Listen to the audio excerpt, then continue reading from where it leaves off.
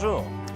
Dans le cadre du sommet sur la mémoire et l'apprentissage, j'aurai le privilège de vous offrir une conférence sur les techniques d'apprentissage optimisées, qui touchent à la fois aux aspects cognitifs, aux aspects émotionnels et également aux aspects, sur le plan cognitif, autant conscients qu'inconscients.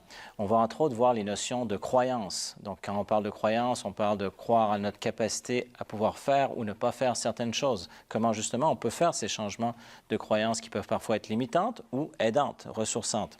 On va également voir les stratégies d'apprentissage, toute la notion de gestion émotionnelle.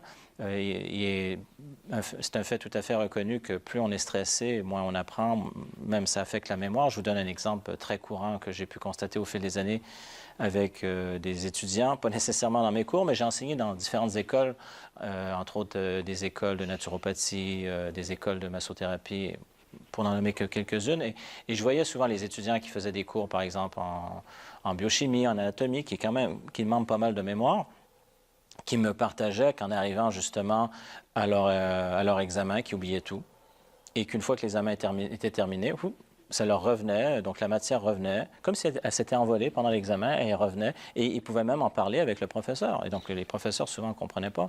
C'est ce qu'on appelle entre autres de l'anxiété de performance, donc qui vient court-circuiter nos capacités de mémoire. Donc, c'est des choses qu'on va voir. Donc, la gestion émotionnelle, je mentionnais, j'ai pris des petites notes juste pour me rappeler.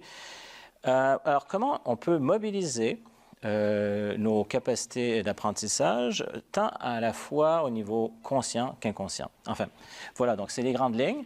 Alors, ça va me faire plaisir de pouvoir justement partager avec vous lors de ce webinaire, parce que de la manière qu'on fonctionne, je vous présente des notions, donc pour comprendre comment ça fonctionne, comment que vous puissiez l'appliquer et qu'ensuite vous pouvez me poser des questions. Alors voilà, donc j'ai très hâte à pouvoir échanger avec vous là-dessus. Alors je vous remercie, à très bientôt. Au revoir.